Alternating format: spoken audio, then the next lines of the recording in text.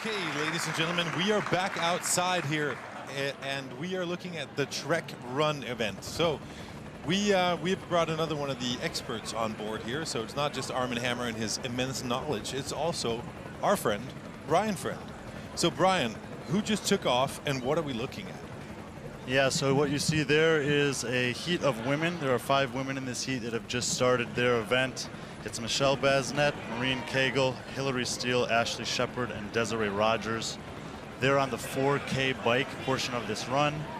When they come around the track, which we'll be following segments of it here, there'll be an exchange where they drop off their bikes and start a 1K run. So we'll see which ladies are in the lead as they're coming back around. Cool. So what you need to remember if you're at home is that, so the logistics are hard when you're outside and you have an event like this. However, that is the beauty of it, being at a venue like this that has the possibilities to challenge the athletes as well as this. So we will try to keep you up to score with what's going on. What you guys are seeing now is that there's also a men's heat on the course, so it's a staggered start. This is the men from heat number 5. On the screen there's Jake Berman. Also in this heat you have Will Kane, Sam Stewart, Devin O'Neill, and Miłosz Staworzinski. So they've finished their bike, they're on their run, and they're trying to complete this 1K as fast as possible and get back across the finish line. Cool. I have to say, I love the fact that we can do this. I think it's amazing. Obviously, as with anything else, make sure that you check out the leaderboard after the event to make sure that anything that we said didn't just mess up your day in case we were wrong. But just get on the Filthy 150 website, check out the leaderboard. But more importantly than anything else, listen to the experts, which means not me. So these are not the first heats of the morning. While the teams were completing the launch pad event indoors, we had a couple heats already go. And one of the athletes who's already completed the race for the women is a very, very prolific endurance athlete, Michaela Norman. She's posted the fastest time so far today, and we'll try to get the time, her exact time for you as the heats go on. But just so you know, there's already been a couple heats running. We'll try to update you on the times as they're coming in, but it looks like Devin O'Neill's in the lead here, and he's getting close to finishing his 1K. And Armin, when we're looking at these athletes, what are you looking for in the run? Is there anything, any telltale signs that this athlete is comfortable running, or yeah, they're fighting it out? You know, I think one of the things that you want to watch for is posture, arm movement. You know, you want to make sure that they look comfortable, not slouched over, not hunched over. You want to make sure the breathing seems natural as opposed to forced.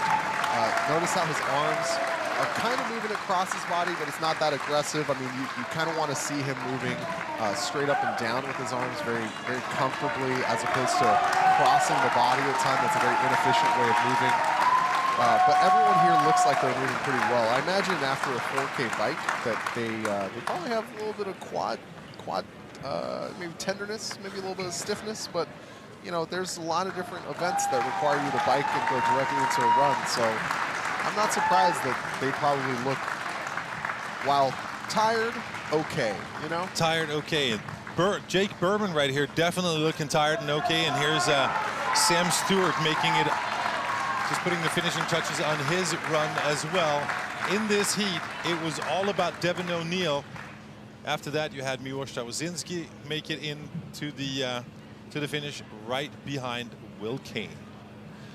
So those athletes, if you see the clock they're running, it started at 0 when the first heat took off this morning. They just switched the screen on us, but we'll see it again. And they had started their heat at the 36-minute mark, so all those guys came in between 46 and 47 minutes, so they were all in the 10-minute plus range, with Devin O'Neill coming in at 10:13. So for what we have been able to catch so far, 10:13 is a time to beat. So when the next males take the course, we'll see if anyone can challenge that time. Fantastic. In Nice, case Brian. anybody was wondering why we have Brian here, this is one of the things. He doesn't just know a truckload about how to do this.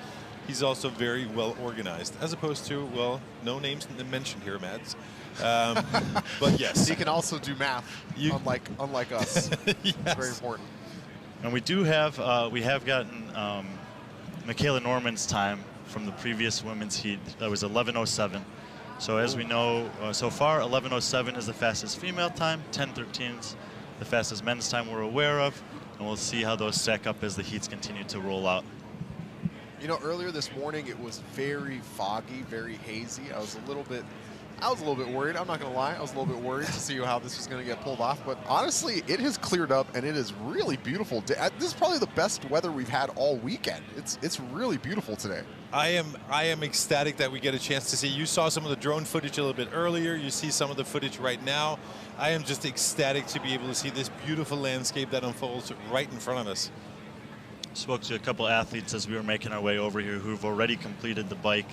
And they said it was a super fun event. The conditions are almost ideal. It's very comfortable once you get out there. Body temperature's picking up, and they can probably put up some fast times in conditions like this. Let's talk about Michaela Norman for a second. So you said that she's a prolific endurance athlete. So where have we seen her before?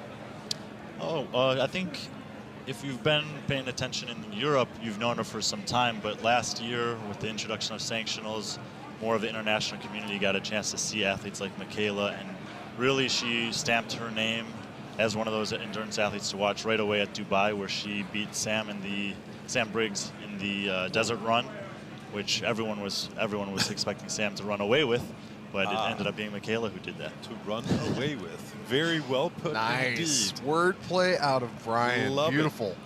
We had a pleasure of just getting a little bit of a chat with Michaela Norman as we walked over here, and she said it was a great event. She loved it. She was happy with her performance. But she was also saying that she spends about 85% of her energy trying to stay warm. Imagine if she didn't have to do that. Never mind. So, anyways, there are still athletes out there on the course. Let's try to see if we can get a grasp of who that is.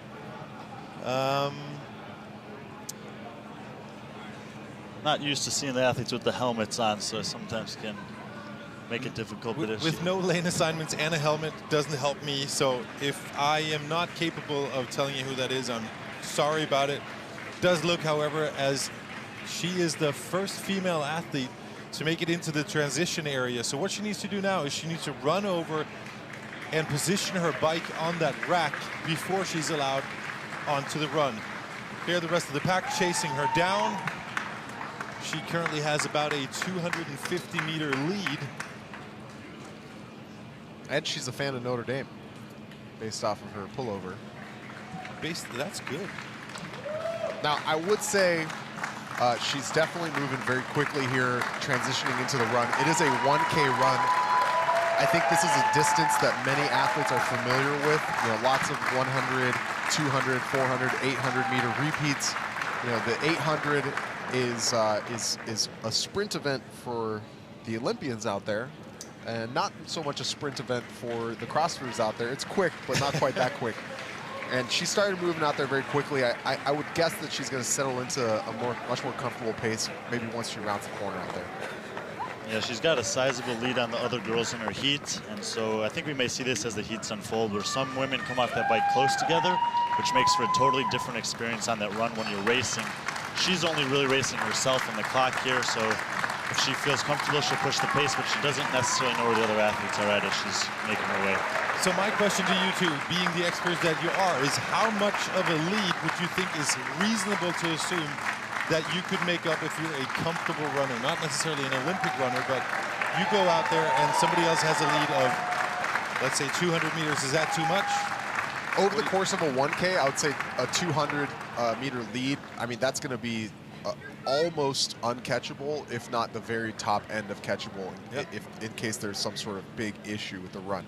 Now, really what you're looking for here with the runs is you want to have your eyes on the person in front of you. If you're not leading, you want to have your eyes on the person in front of you. You want to catch up to them very little each step. Kind of put a target on their back, catch them a little bit each step, and as you pass them, give them a very sarcastic good job, and then never let them catch you again. There is a turning point. The athletes will be coming back, so they could potentially high-five and chest bump each other on the way down. I don't think they're going to do that, though.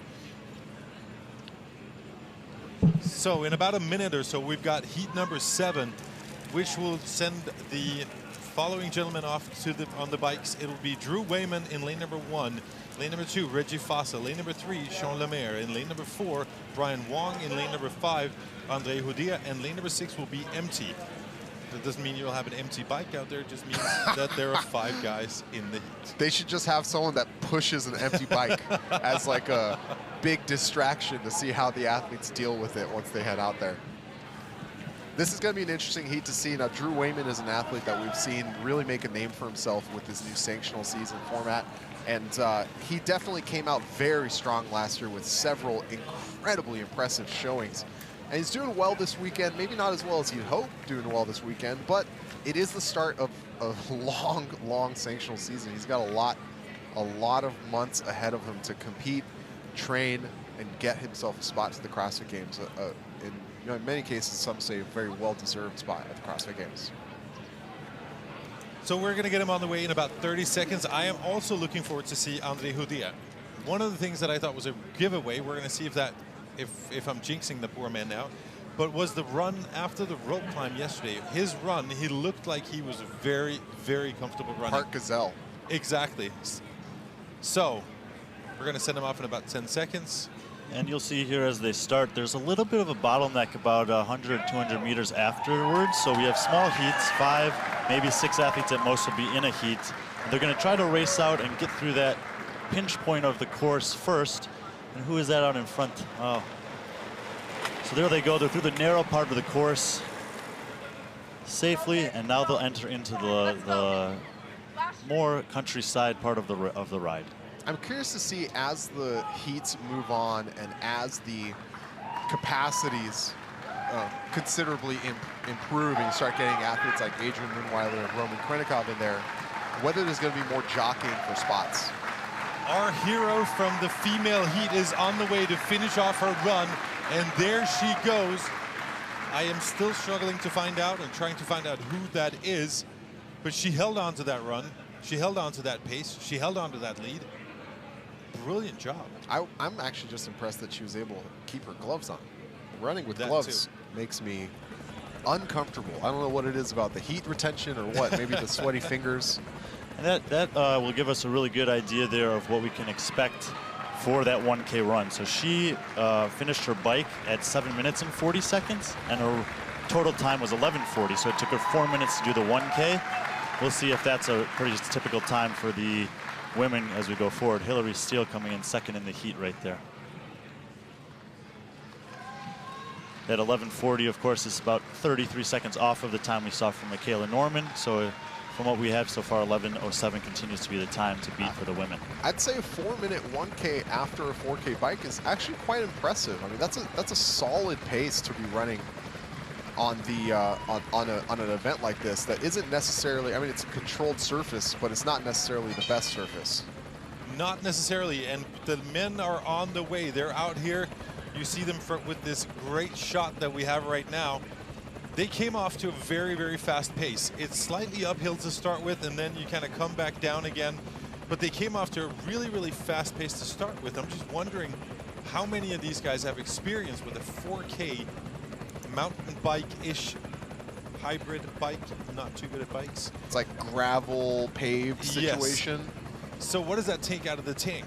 I mean, it's completely different than getting on the bike at home or going, long distances. 4 kilometers is a treacherous distance.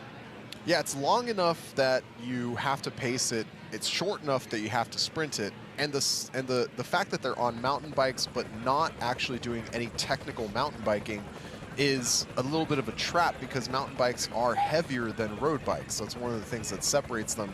They're made to be a little bit more aggressive. They have much more road contact because of the width of the tires. That just gives them a little bit more challenge compared to if you were doing the same thing on a road bike. So the athletes that might be more comfortable on a road bike, they could be maybe setting themselves up for failure by going a little too aggressively on that first 4K. It looks right now like we've got Sean Lemaire and Andre Houdia out in an early lead. Looks like they're either talking to each other or Sean Lemaire is just looking where he's got Andre. I think we may have Brian Wong after that. These are assumptions based on exactly the same thing as you are looking at right now. One of the things I look for when athletes are on a bike is how comfortable their straight line is. One of the things that you can see different here, now it's hard to tell because of that profile view, but from the above view, the drone view, it looked like Andre Houdia is much more comfortable riding a straight line. as opposed to Jean Lemaire, who's in front of him, kind of having a little bit of a bob and weave, trying to get across one distance from the side to side on the actual track. And that efficiency, it's just little by little. It just pays off over distances. A shorter distance like a 4K may not make that big of an effect, but as you're trying to fight the bike to stay in a straight line, you're actually losing out some power that you could be putting into the bike to continue moving forward. Another one of the things that you may want to take into consideration, I don't know if this is indeed true for Andre, but he is Danish. I think the only country in the world that has more people biking to and from work and on a regular basis using the bike as transportation is Holland.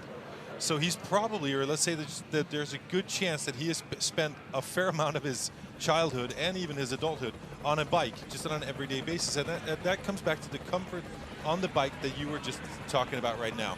Yeah, he definitely looks comfortable on the bike, and we saw that he was a gazelle when it came to the run, a shorter run, but still a gazelle when it came to the run. I'm curious to see if he can set the time to beat an event like this, because I would say if they come off the bike around the same time and transition around the same time, I would probably put my money on Andre Houdet to take the lead there. It is all in the hands of Jean Lemaire to prove us wrong as they are cruising around this 4-kilometer track. You know, Mads, you mentioned they were maybe potentially talking to each other earlier, and ever since that point, it seems like they've settled into this formation and of kind of maybe drafting. And now we see Andre pass him. I wonder if maybe that experience on the bike, he was just riding Jean's coattails there for a while and waiting to make his move. And I think it's an interesting point to make as well. When we saw the bike ride at the games, I know for a fact that a bunch of these athletes actually sat down and discussed, here's what we're going to do. I'm going to take the lead, then you roll up, and then you roll up, and so on and so forth, which played a huge impact for all the other athletes who weren't able to draft off of each other that way. Some would say it's cheating, others would say, well, you know what, it's just the way it works. There are no rules against it. That race had significantly more people on the course. Here, you've got 4, 5, 6 people riding alongside you, and you've got 5, 6 other heats you're competing against. So that strategy could or could not be beneficial in this situation. We're about a minute away from sending away heat number 8. The female athletes, they are currently on the line waiting to be sent off at the same time as Andre Houdet finishes off his bike, makes it into the transition area, just has to flip the bike in there, get it into the rack, and then go for that run. I gotta say, he looked way more comfortable running with that bike than I've ever looked running, period. Yes. And 30 seconds to the ladies, and feast your eyes now on the stride from Andre Houdet. He is gazelle, absolutely. Look at his really, really efficient elbow position, great stride. He's not stamping his feet into his heels. He has a good posture, staying upright.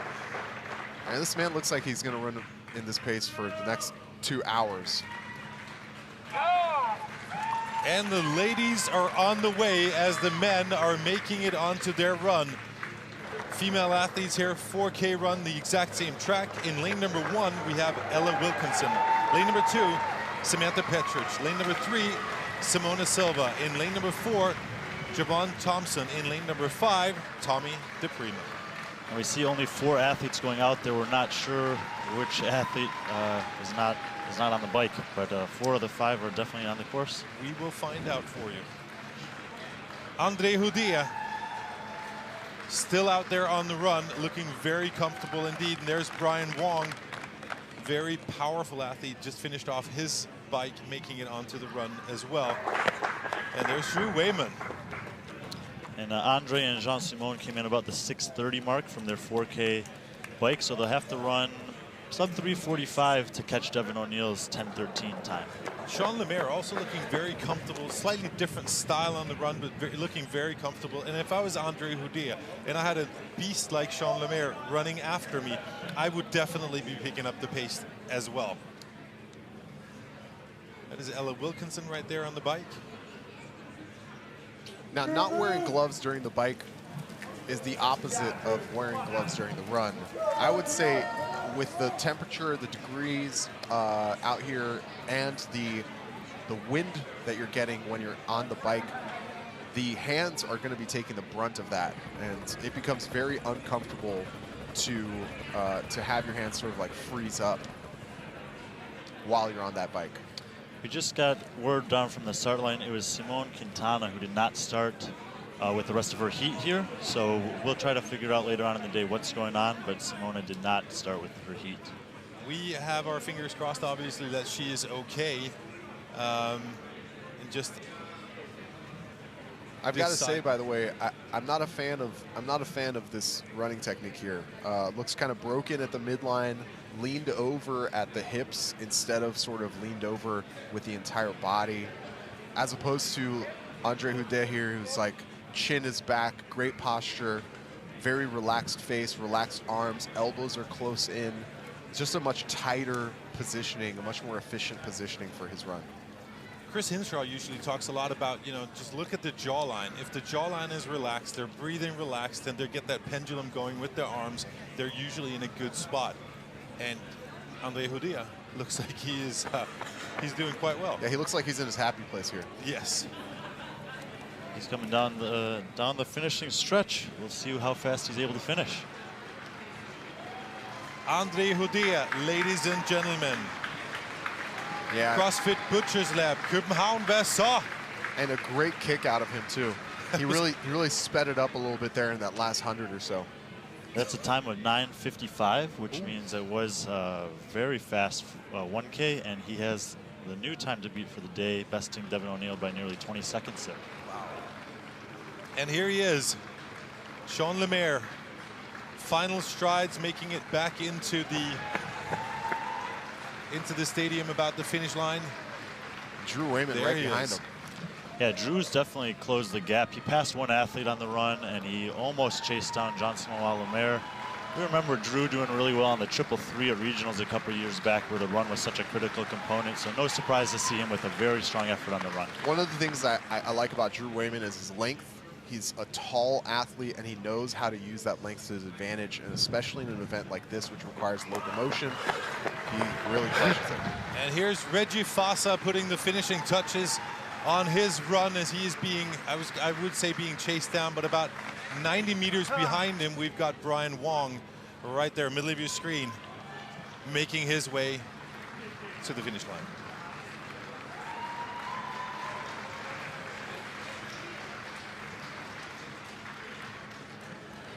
Very fast heat by these guys. Do you think, and this is a question for both of you, do you think what happens is that if you have somebody out there who can kind of push the envelope a little bit on the bike and then also on the run, that it kind of drags everybody out there to be a little bit faster? Or do you think they have a time in their head and they're going, you know what, I'm sticking with my plan, he can do whatever he wants? This is going to be an interesting event to answer that question. The slowest member of that heat was 11:07, which is the time we saw from Michaela Norman. When we've had events like this in the past, endurance events where the men and women do the same things, it's not uncommon to see the women challenging the men for the best times. So as it is right now, it seems the men are putting up faster times. If Andre Houdet was exceptional and proves to have a fast time over the course of all the heats, perhaps he pulled those other athletes alongside with him. I think that's a really good observation there, Brian. I think the fact of the matter is many of these athletes don't have the experience with either of these things or the combination of these movements to have a great game plan. And so they kind of rely on the interval work they've done before or the capacity work they've done before and sort of come up with, here's what I think it's going to feel like, here's what I think I can hold through this. But because it's heats of 6, heats of 5, and not the full body of athletes going, right? If every single one of these athletes were all going at the same time, it would naturally striate into, all right, those are the leaders. I know I'm not going to be catching them. I know I'm not as fast as they are, so I'm just going to stay behind them. And then you create your own little pack, and then there's a pack behind you.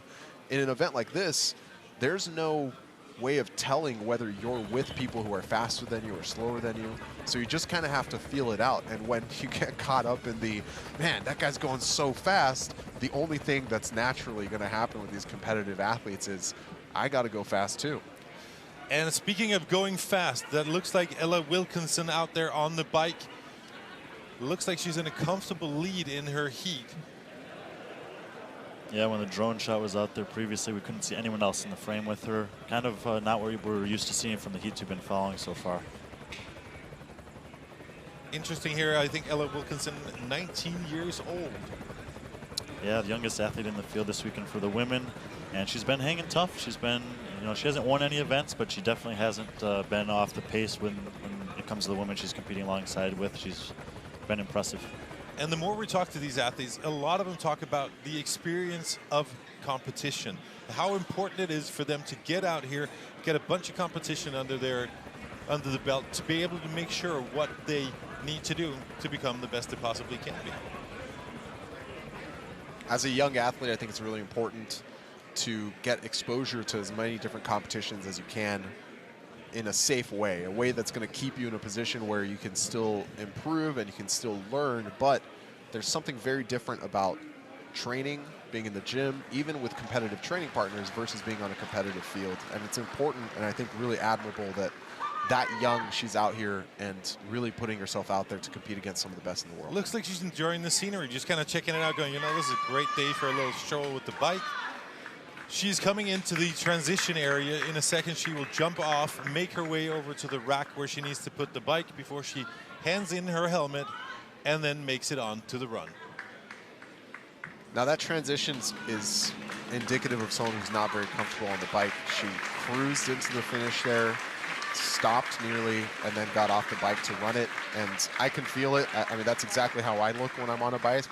So I definitely understand where she's coming from. But one of the things I actually really like about this event is it kind of mimics one of the more mentally challenging portions of CrossFit Games events, which is there are Games events where the athletes are alone, isolated, away from the crowds, not knowing how much time has elapsed, and they have to be able to push in order to be competitive. And that's a really tough ask for athletes who aren't used to that. That time, the transition time for her was almost identical to the transition time for the previous heat, which was about 7 minutes and 40 seconds and change.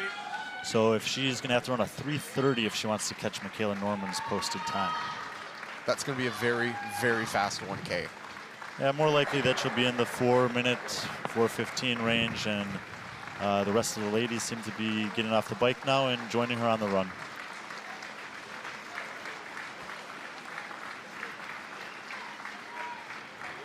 We got Javon Thompson. Can't tell who's right behind her, covering her up, and Samantha Petrich in the back there. So that must be Tommy DePrima in between them. I think it is Tommy DePrima in the blue top, currently sitting in third in this heat. But Ella Wilkinson came off to a great start and looked very, very relaxed on her run as well. And here we have a situation where three women relatively close entering the run. As we talked about before, what that means is they're going to have a race on their hands. It'll be interesting to see if one of them pushes the pace at some point and tries to pull ahead. The more comfortable runner in that situation is going to stay behind at least one of those runners in order to draft just a little bit. When you can just kind of cut the wind and allow someone in front of you to take the brunt of that, it makes a really big difference overall. You see Ella Wilkinson right here just looking over her shoulder, making sure that or checking out to see if anybody's behind her. The answer to that question is yes, but very far behind you currently. She's looking very comfortable. I like that. It's one of the things I think that in the past CrossFit athletes have not been very good at. It has been running and just getting comfortable with running. Yeah, it's definitely like a modern era of CrossFit thing that everyone's much better at running than they ever used to be. So that's Samantha Petrich right there in the middle of your screen.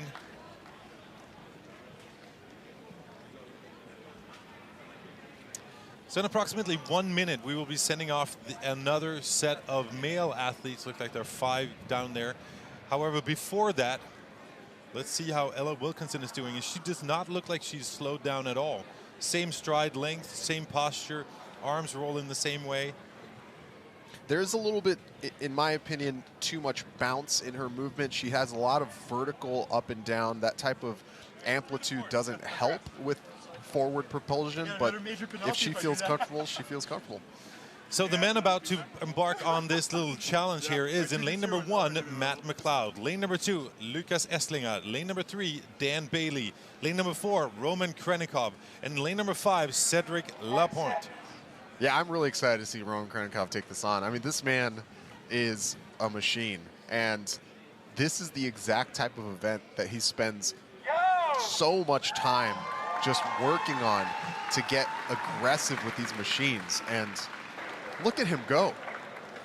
Well, we were about an hour ago, or an hour before the event, the athletes were trying on their bikes, and some of the male athletes were hanging out and talking about, are they comfortable, are they not comfortable with this bike?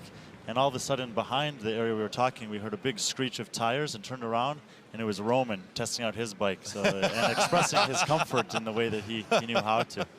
Yeah, Roman, I think, just pulled a very aggressive move and dragged that entire heat with him into a start that they did not want. I think the only one comfortable with that would probably be Lucas Esslinger, but we will see as Ella Wilkinson putting the finishing touches on her run. And so we were pretty right on the money there, about a 4:15 for the 1K, giving her a time of 11:45. A real professional, Brian. Nicely done. Very nicely done. So Michaela Norman's time, still 11:07, still the one to beat for the ladies out there. What is the time to beat for the men there, Brian? 9:55 currently. Andre Houdet, we saw, just put up that time in the last heat. And of note here, this men's heat that's on the field is the second to last heat for the men. So we're getting into the athletes that in a traditional 10-lane format inside would have been in the final heat. So some of the top competitors for the weekend. And this looks like Tommy DePrima making her way. So she has passed Javon Thompson, finishing off her run. And we should give credit to Armin there. Tommy DePrima perhaps was a better runner, drafted off of Javon at the start of that run and made her move to the end, finishing second in the heat. I'll take the credit for that.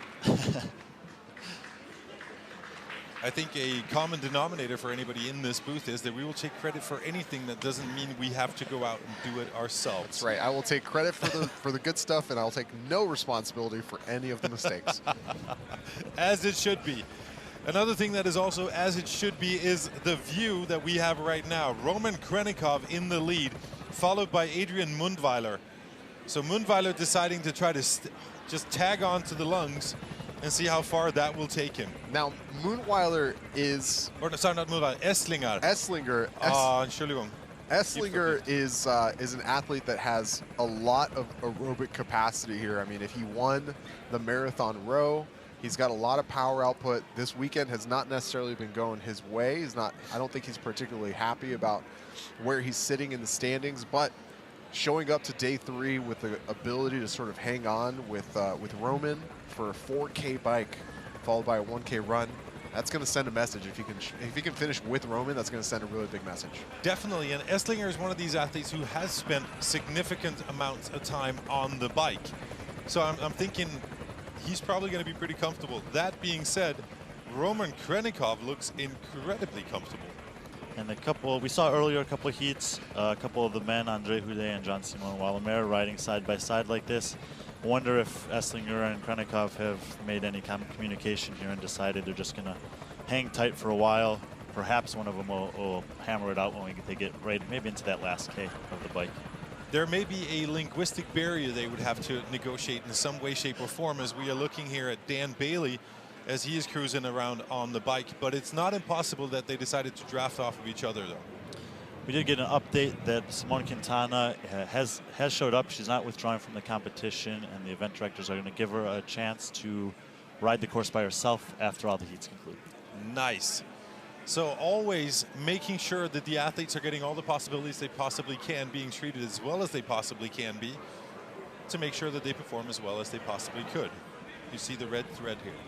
They are being pampered the way they should be. Okay. What is not pampering, however, is the challenge at hand, which is the Trek Run. 4 kilometers on these mountain bike-ish hybrids on a 4K track. They come back into a transition area, put the bikes on a rack, and then proceed with a 1K run. Fastest time so far by the ladies is 11:07 by Michaela Norman, and 9:55 by Andre Houdet is the time to beat.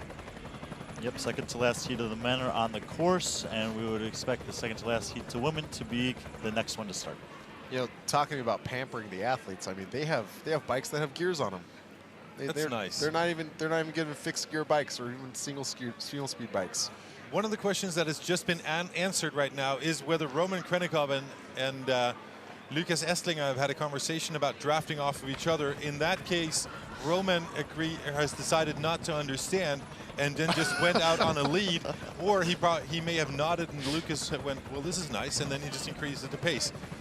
It's like, you want to draft off me? All right, hang tight, let's do this. Very impressive. Roman Krenikov is an amazing athlete. He hasn't qualified for the games twice just by chance. That looks like Matt McLeod, that's right. The Aussie showing up to Ireland. Very, very cool to see him come out here. I mean, he's probably the one that traveled the furthest distance, if I had to guess. How much further from Ireland can you get, I think? I don't think the southern tip of Chile, perhaps? It's a little bit further away? Potentially. Which is Simon Quintana is Chilean, so who knows? Who knows? We're going to have a fight between the two of them to see who traveled the furthest distance. Can share their frequent flyer points. As we are looking at Roman Krenikov making his way to the transition area, and you've seen him unbutton his helmet already. He does not want to have any issues whatsoever with handing that over. Steps off of the bike. What a professional move right there. He's on one leg already, just ready to transition and sprint off. Oh, he needs to remember that he needs to put it into the rack. He can't just hand it off to somebody else as you potentially would have in some triathlon events. And he's transitioned there at about the 6-minute and 10-second mark, which is 20 seconds faster than it took Andre Houdet to get to that time. We saw Andre look very, very comfortable on the run right away, but you see the shot here, it looks like Roman is also very comfortable transitioning from the bike to a run. I love watching Roman run because he does not run like someone who should run as fast as he does. So in approximately 30 seconds, we're going to send Heat 10 away. That will be another heat of female athletes. It looks like we've got 6 athletes down there on the floor. We will be checking in with them shortly. As Roman Krenikov is out there on the run, Lucas Estlinger is checking behind him. And if he looks behind him, he will see Matt McLeod and Cedric Lapointe. And Dan Bailey's just entering the transition area as well. So this is actually a pretty tight race. I mean, they're all within 40 seconds or 30 seconds of each other. So we are sending the female athletes out on the 4K bike run right now. It is heat number 10, and it's going to be interesting to see if they can do what they can do about the current time. Are they going to be able to beat Michaela Norman's time? The athletes out there are Emilia Lepinen, Joey Kimden, Nicole Burke, Samantha Briggs, Alexia Detroit, and Kelsey Keel. And the notable athlete that jumps off the page there obviously is Samantha Briggs. We've seen her compete and dominate endurance events for a long time. She's done really well when there's been biking events at the games. Interestingly, a lot of those races have been between her and Kristen Holta, and they are not in the same heat today, so they won't have each other to pace off of. Sam will most likely have to establish a pace for herself in this heat and go based on field to see if she can put a time to challenge Michaela's and for Kristen to challenge when it's her turn. Now, I would be very hesitant to call this an endurance event, personally, because it is definitely more of an aerobic power event, but the point still stands, because these are the traditional implements that we would see in longer, more aerobic capacity events test with. And either way, aerobic power or not, Sam Briggs is at the top of that conversation. Yes. So. In the middle of your screen right now, Trapezosaurus Bailey out there on the run, looking a lot more comfortable without the bike than he did on the bike just a little bit earlier. And it'll be interesting to see if he's going to be able to make a move on some of these other athletes out there on the run. They did have a pretty substantial lead as Roman Krenikov makes a turnaround at the 500-meter mark. He's halfway through his run. Yeah, this turnaround basically is an indication to the athletes that they're on what they would consider the home stretch. And we'll see if he picks it up here and tries to accelerate through the finish line. Such an impressive athlete is Roman Krenikov. Yeah, what a specimen. Look at him run. I mean, he doesn't look like he should be able to run as quickly as he does, and yet he looks very relaxed in his own way, I think is how I'm describing it. He's even smiling. Thumbs up. Yeah, he's ready for this. So 30 seconds to the time to beat, and he's making his way down in front of the crowd right now. And as Roman Krenikov is putting the finishing touches on this 1K run by actually accelerating in front of this crowd, you can't not hear them. Behind him, there has been a shift of the guard. We had Lucas Esslinger in second when they came off the bikes. Looks like Cedric Lapointe has actually made it past him. We will be seeing that. There's Cedric ahead of Lucas Esslinger. So Cedric Roman, now coming in on this last stretch. At 9:40 there, besting 9:40, 15 seconds. Lucas Esslinger finishing off with a sprint, and now Cedric sees it. Race. Oh! It's on now, and it looks like Lucas Esslinger may have played this exactly the way it should. Nudges out Cedric, and here is Matt McLeod. Means we've got one more male athlete out here. That is Dan Bailey. And worth noting, Dan's last in this heat, but this was a very fast heat. So Dan is putting up a respectable time. He was just happened to be in a heat against some really impressive athletes with this combination. We'll see now how long my new nickname for Dan Bailey will actually stand. He is an impressive athlete, and more than anything, I have got to tell you, I am so incredibly happy to see him out there performing the way he does. Yeah, and you can hear it in the crowd. Everyone here is very pumped to see him out here competing and doing well. I mean, he had an event win last night. Yes, he did. And the snatch event, PR'd that as well. Dan Bailey, ladies and gentlemen. So 9:40, the new time to beat, set up by Roman Krenikov there. And there'll be one more heat of men following to see if anyone can track that time down. 9:40. As we kind of let that sink in and wonder how is that physically possible, we look at Samantha Briggs out here cruising along on that bike, and I don't think we've got anybody even remotely close to her. I mean, even the camera's having a hard time keeping up with it. Yes. The drone is just trying to figure out, like, how do I keep pace with this machine on this bicycle? Is this from another heat, or is she actually going this fast?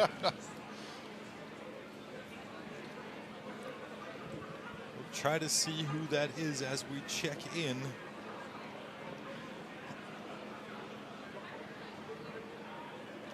They're starting to come into. I believe this that's last Amelia corner. Lepinen in the pink.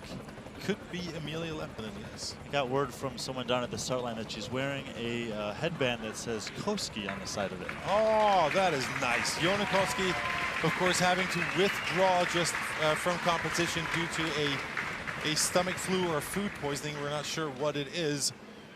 We hope Jona is okay. We want to see him again. Another one of these athletes who have helped define the European CrossFit community and competition in Europe for a very long time. And so has Amelia Lepinen.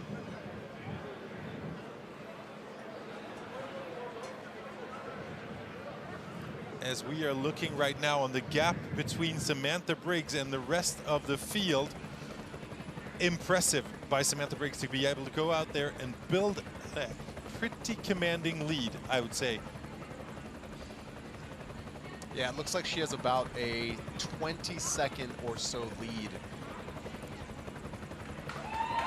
She is, she looks like she is in contention. We're gonna have to check in with Brian, who knows everything there is to know about times as they make it in here. But Michaela Norman is the fastest time, 11:07. Brian, what's Sam's heart rate right now?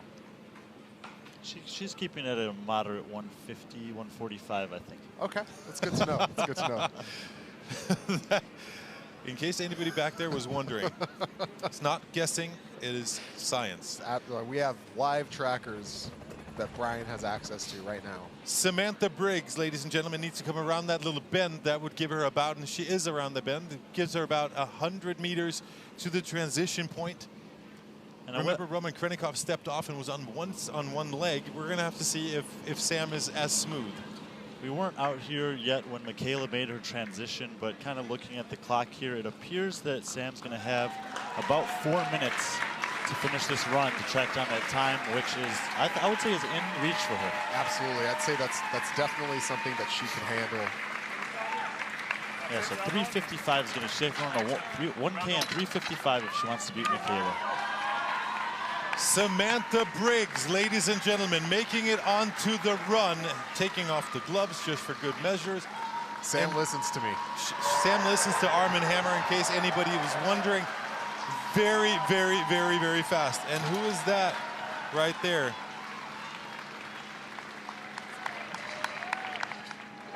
Struggling to see as Samantha Briggs makes it onto her run.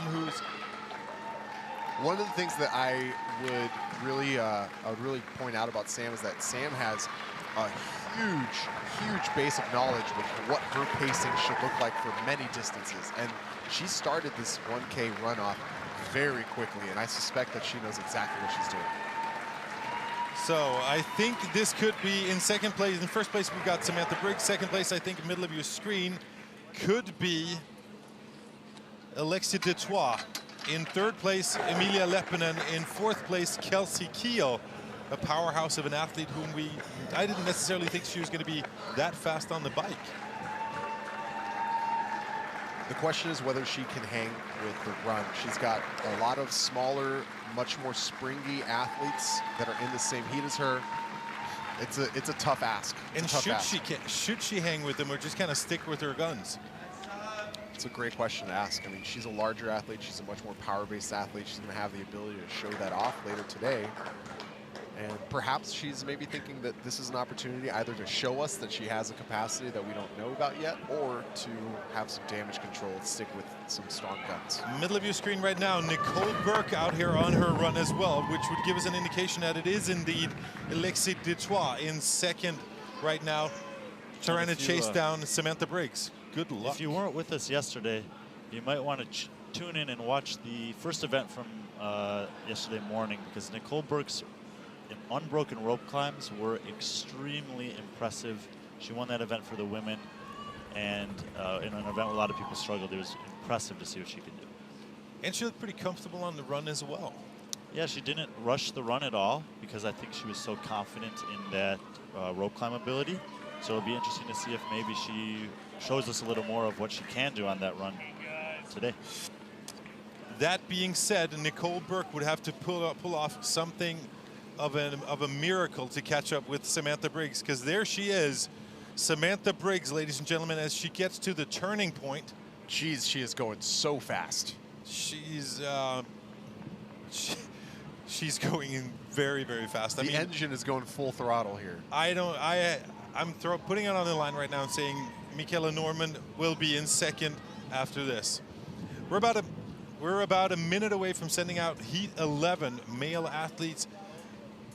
Samantha Briggs won't be able to make it quite to the finish line in that time, I think, but she is definitely not slowing down at all. I mean, look at the difference in pacing between her and Nicole Burke here. Nicole Burke has a much more controlled, calm, relaxed pace through this 1K, and Sam looked like she was sprinting. I mean, she had a long stride, heels were coming up high, hamstrings engaged. So we're about 30 seconds from sending the boys away. And whoa! Samantha Briggs, ladies and gentlemen, correct me, is just come around the corner and is on her way to finish off. It was the gloves. There she is. I'm not sure what time we got. There was a time of 10:50, 17 seconds faster than the previous best time. 10:50 for Samantha Briggs as we send the male athletes out here on the track. That is, in lane number 1, we've got Nick Matthew. Lane number 2, Will Morad. Lane number 3, Sean Sweeney. Lane number 4, Tim Paulson. Lane number 5, Adrian Mundweiler. And in lane number 7, the mullet, Justin Medeiros. The mullet and the points leader so far. This is the final heat for the men. The top 6 men with the points coming into the final day. Alexis Detroit in second for the ladies, and Emilia Leppänen in third in that heat. So they held on to the same positions. Kelsey Keel right now making her way and sticking to her pace. I like that. There are still two events left for the rest of the day, so going out there and crushing yourself wouldn't necessarily be a good idea. Plus, this is one of those situations where your time is competing against many, many other heats. Yes. So it's important that you know where you're at and what you can do without necessarily draining the tank too much for what's left to come. Here she is, Kelsey Keel, putting the finishing touches on the first workout of the day for her.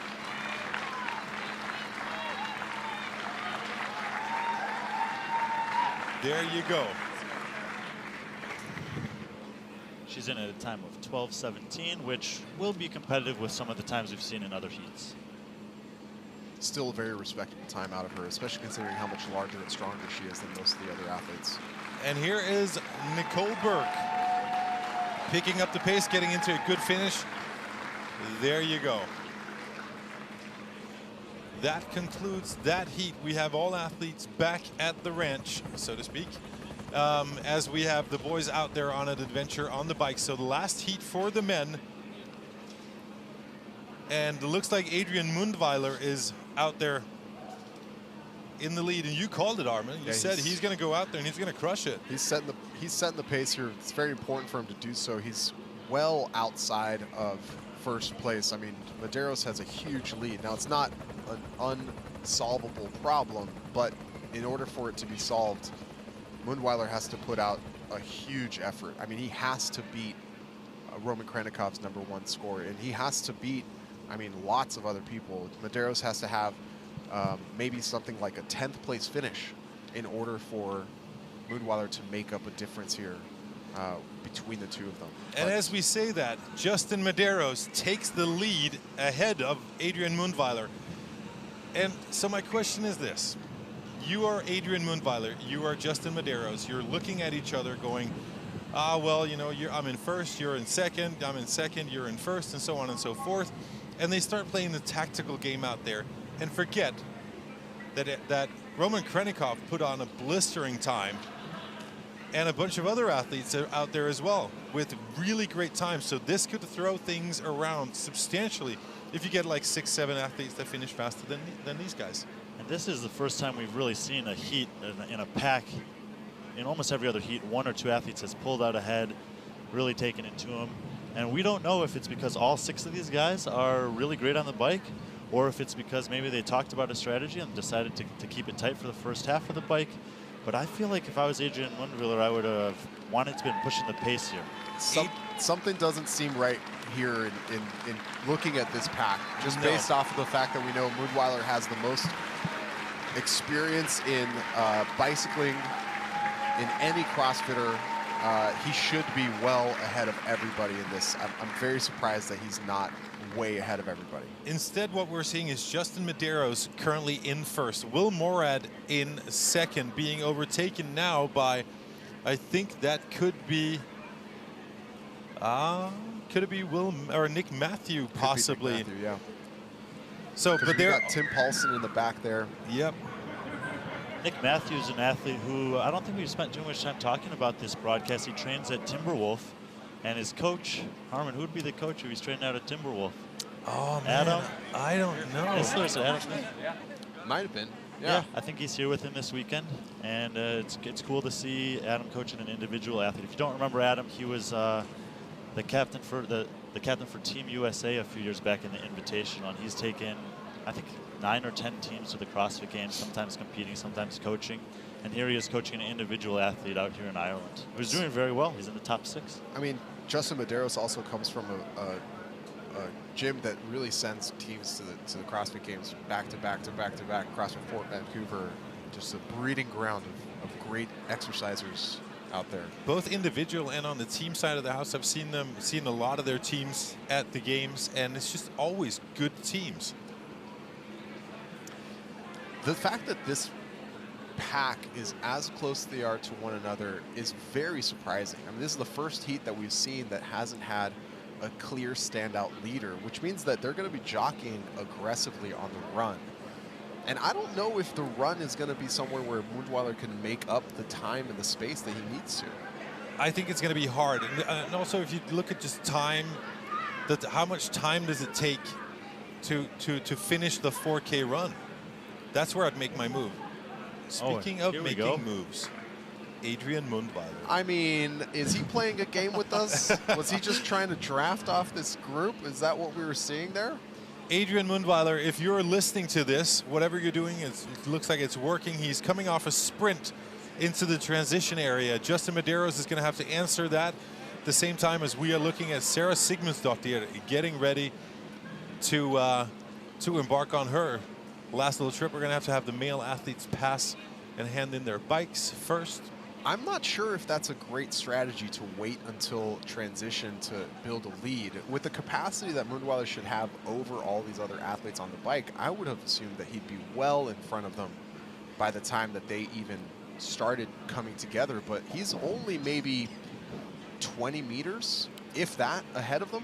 Well, the other thing that's not a good sign from Adrian is 30 seconds have already passed since the time that we saw Roman make his transition. Oh.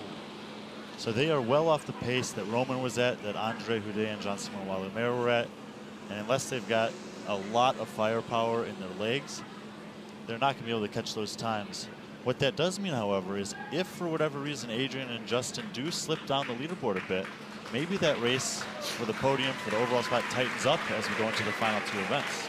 And, you know, Mads, you described the team competition on this third day at the Filthy 150 as a Shark Tank. And it looks like it's going to be a Shark Tank across the board.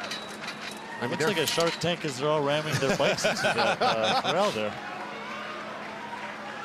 Adrian Mundweiler out here on the run.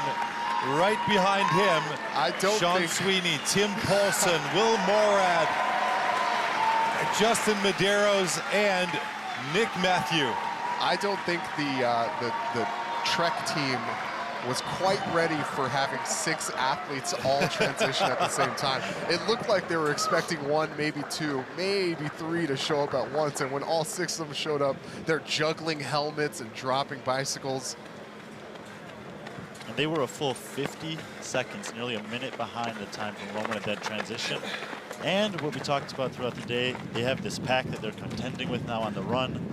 We'll see as they make their way around here if anyone is able to separate, but it really looks like this might be a battle all the way to the finish line. I think this is a situation in which the format of this event actually hurt this top heat.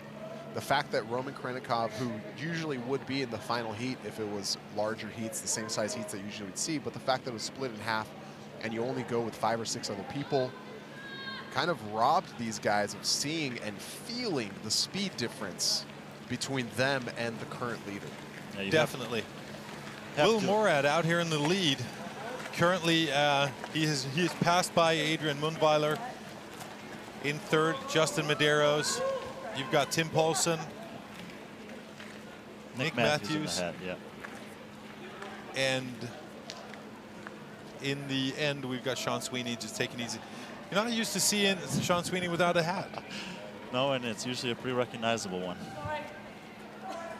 Back to what Armin was saying, I feel like if Adrian had been in that heat with Roman, that he wouldn't have let him get away from him. I think you're right. I think you're right. I think they were looking at each other, playing off of each other, going, you know what, we're the last heat. We're in a good spot. Just make sure people don't run away and so on and so forth. But now, yeah. Looking at the leaderboard, the overall leaderboard here going into this event, one of the things that I think Medeiros has to be really careful of, and he can't be aware of this unless he was having someone keep track of the scoring, is that while he has a really big lead on second place and he just basically has to keep up with Adrian Mundweiler, he has only about 120 points between him and Roman. Now, if Roman wins this, which it looks like he's going to, it's going to put him pretty close. And if he's within 100 points with 2 events remaining, there could be a potential here of like a really, really massive upswing, really crazy turnaround that you know, maybe nobody saw coming. There definitely could be, and also there is a good chance that there are a couple of other athletes. So let's say Roman wins and you get another 3-4 athletes sneaking ahead of Medeiros. Suddenly this becomes really interesting. Absolutely. The athletes at the top need to be very careful to remember, as you've been saying all weekend long, Mads, you're competing against everybody in every heat, not just the people who you're running against right now. So the 10-minute mark has elapsed for this heat. So the top 2 times and a couple others have already trickled by. They've made their turnaround. They're all on what we would call the home stretch. And it looks like Will Morad's leading the way now. And Will Morad is putting in a sprint. Behind him, Justin Medeiros doing the exact same thing. I don't think it's going to be possible to catch up with Will Morad, but Justin Medeiros comes in second after Will Morad. Sweeney's making a push here. Sweeney's making a push. Oh, too close to call between Sweeney and Paulson, as Nick Matthew then comes in right ahead of Adrian Mundweiler. Wow. Wow. So only 10 seconds between Medeiros and Adrian, but just in this heat, that's 3 athletes. We'll have to check all the other scores as they come in, but you know, if Justin was looking at Adrian, it seems like he executed his plan well and was able to pass him at the end of the run. Very, very well indeed, but the overall picture may very well have changed. Make sure to check out the leaderboard on the website for full details. As we are handing these in, we are making sure that everything is put in the way it should be. We are looking at now the last heat of the female athletes. So these are the girls currently in the top. But as we said before, things can change. We've got Sarah Sigmundsdottir in the first place. She will be competing in this heat with, in lane number 1, Emily Lundberg. Lane number 2, Andrea Solberg. Lane number 3, Steph Chung. Lane number 4, Emma McQuaid. Lane number 5, Christine Holte. And in lane number 6, Sara Sigmundsdottir, who we just talked about. So Andrea Solberg and Stephanie Chung are the athletes currently fighting it out for that ticket to go to the games. Whereas Christine Holte and Sara Sigmundsdottir currently fighting it out for the win of the event. That's right, Mads. Now, Steph Chung, Andrea Solberg, they're 4th and 5th place, respectively. Only 18 points between the two of them. And this is an event where 18 points can go by in a flash because of how it's structured, and with so many other athletes having gone through the workout before them. You're not just racing the people in your heat, you're racing every other heat that has occurred at this point. And it's definitely going to be one of those situations where just a few seconds in your heat might end up being several places because of other scores. Definitely. Christine Holte out here currently in the lead. We've seen her in the lead in events like this before, and we see Sara Sigmundsdottir wisely positioning herself right behind Christine Holte, potentially to be able to make a push a little bit later. In 3rd place, it looks like we have Emily Lundberg. But right now, Christine Holte. And now Sara Sigmundsdottir making a move on Christine. That's early, and that's bold. very early into this race. I think it's one of those situations where Sarah knows that she has some power on Kristen, but the question is, can you hold that power, get enough of a distance on someone if you're trying to build it through the run through the bike, that the run doesn't end up biting you? Well, both that, and also we know that Christine Holte in the past has been very, very capable on the runs, both shorter and longer runs. We saw her do very well at the sprint at the games last year, which was surprising because we typically say that, well, Christine Holte, longer distances, you're going to be good. Suddenly she was good at the sprint as well. Not saying a 1K is a sprint, but... I mean, not for us. No, no. I'm still trying to finish the 1K I started Monday last week. So Sara Sigmundsdottir in the lead, followed by Christine Holte. Looks like Christine Holte would love to pass Sara Sigmundsdottir. We will have to see how that goes. As these girls are making the way around, if you weren't with us earlier, Sam Briggs currently has the fastest time to beat, which was 10 minutes and 50 seconds, and she made her transition off of her bike at the 7:15 mark. So we'll see how these women stack up when they come all the way back in.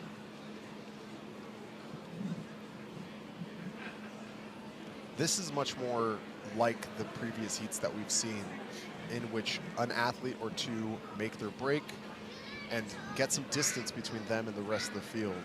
I'm still just so surprised by that last men's heat and how close they stayed for the entire race. And I don't understand how they would do that to themselves. I'm not sure what went on. I'm not sure what happened. I'm not sure what the thinking was. But speaking of thinking, I'm just wondering, if you're Sara Sigmundsdottir, do you, and you know that Christine Holte is always going to put up a good pace, do you just kind of lie in wait behind her and then try to make your move either on the last stretch of the bike or when you come in here for the run and then start with a sprint, try to drag Christine into a pace that she's not comfortable with? What do you guys think? That's a tough one to answer. I think Sarah she's a real lioness when it comes to competition. She has a lot to prove, and she has her desire to show everyone how good she is at what she does. And, you know, the sort of assumption that many would make is that in an event like this, she's not necessarily going to be able to beat Kristen Holta. And I think that she might just be out here trying to make a point and say, hey, you know what? I can, and I will, and here's what it's going to look like. That was really interesting there. As Sarah was passing Kristen, Kristen looked over her shoulder and appeared to say something to Sarah. I wonder if they know what they're doing here at the middle portion of this bike.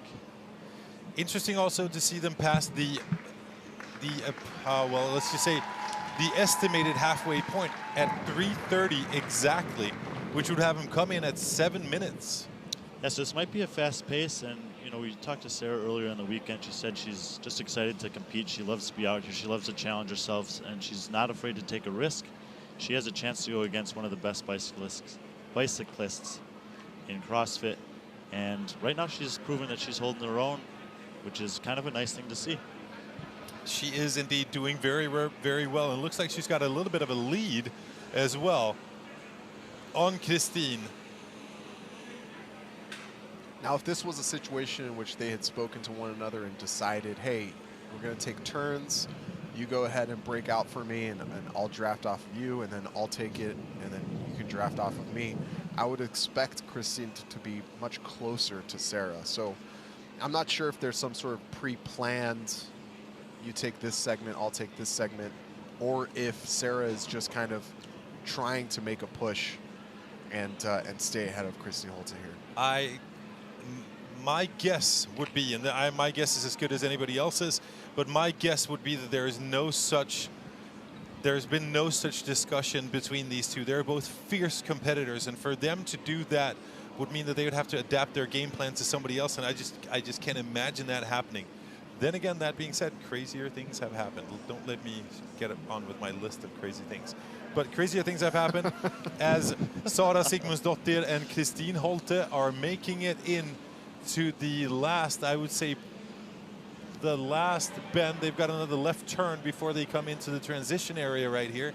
At the transition area, it'll be interesting to see how they transition and whether the transition team are ready for two people who are in a hurry. Yeah, it was interesting to see there, as you're describing that, Christine Holta kind of rode the downhill, this very last little downhill, and crouched over her handlebars to kind of get more aerodynamic, which is such a pro move. Such a pro move. Very cool. I kind of wish that she had brought her own one of those like velodrome helmets, like a very aerodynamic helmet there. Something to keep in mind is that they just showed some of the other women in this heat. You know, Kristen and Sarah are both in a comfortable games qualifying position from the Open, but a couple of the ladies competing alongside them here are fighting, and in quite a fight, in fact, for the potential games invite. So, although we'll see Sarah and Kristen duke it out, we'll keep our eyes on the race for third and fourth in this heat and see if maybe Steph Chung or Andrea Solberg can make a move in that race as well. So here they are, Sara Sigmundsdottir, Christine Holte coming into the transition area. In about 50 meters, they will have to step off the bike and run to the transition. And they are virtually side by side. Remember, 7:15 was the time that Sam docked her bike in the corral. So they're right there. In fact, a little bit ahead of where Sam was at. And these athletes both perfectly capable of running as fast as Sam Briggs.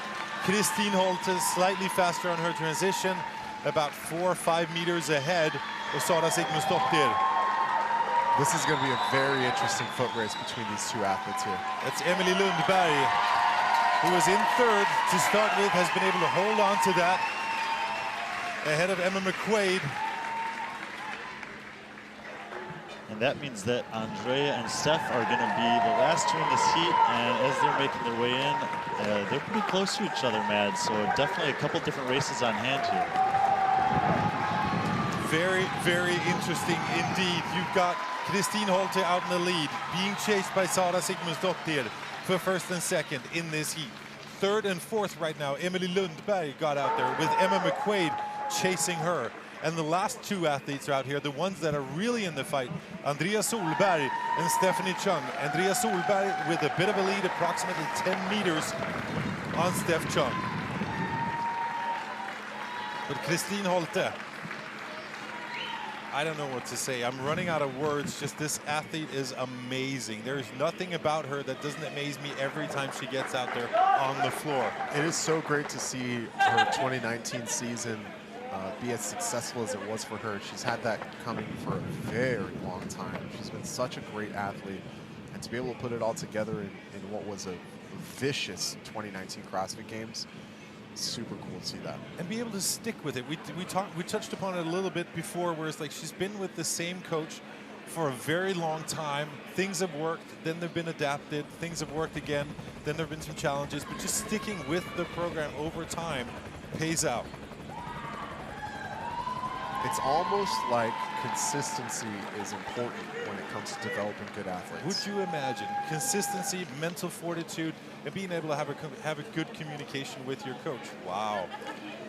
So dropping knowledge bombs. It will be in our new program as well. That's right. The next kind of checkpoint here is she's going to head out and make a turnaround, and that turnaround time for Sam Briggs was 9:50. It appears that Kristen's going to be slightly ahead of that as she makes the final turn in for the stretch run. Samantha Briggs, though, when she did that turn, she really floored it. It looked like she just went on a tear after that and went, you know what, I'm sprinting to the finish. So only about a 13-second lead on what Sam's time was, and as you alluded to, Sam was cruising down the finish line. So if Kristen doesn't know that, so if she doesn't pick up the pace here, it's going to be pretty tight. It will be very tight indeed. And it looked like Sarah rounded that corner almost exactly at the same time as Sam did. So we're gonna have a very interesting series of events here. It's gonna give us some great scores because of the fact that they don't know what the previous heats were able to do. And if Kristen's able to beat Sam but have Sam's time slide in between her and Sarah, that race for the top spot's gonna tighten up ever so slightly. So we have Kristin Holte coming around the last bend here. She is on her way to the finish mark. Remember, she is chasing the time of Samantha Briggs. And Samantha Briggs went on a tear. Let's see if Kristin Holte can beat it. Well, that's 10:37, so 13 seconds better than Sam. 13 seconds better. And here we've got Sara Sigmundsdottir looking very happy indeed as she's cruising to the finish. And she looks like she beat Sam by 1 second. What we'll have to check the leaderboard to find out for sure, but that's incredible that it might have come down to 1 second between two women who are not even in the same heat. And as they are embracing each other, appreciating the fact that they did a great job, we are looking down the stretch to see who is next. And it is Emma McQuaid. So Emily Lundberg has been passed by Emma McQuaid on the run. Emma McQuaid looking very comfortable. She's already punched her ticket. There is Emily Lundberg. Lundberg being chased by Andrea Solberg. And Andrea Solberg is the athlete that you want to look at because she is fighting for that games ticket with... Look at her kick. Oh, she can feel the games ticket calling her to the finish line. That's a face. That's a fight. Andrea Solberg right ahead of Emily Lundberg. And those times will be comparable to a lot of times from earlier heats. I think Andrea still placed in the top 10 there for sure, so definitely an impressive finish for her. And here's Stephanie Chung. Stephanie Chung, and as we said before, competing with all the other times already on the board. But this is hurting her in the fight with Andrea Solberg. Certainly is. It's not a bad time overall. Again, we talked about Dan Bailey. This was a fast heat, so she's last in her heat, but she definitely will be ahead of several of the other times from earlier heats. Wow.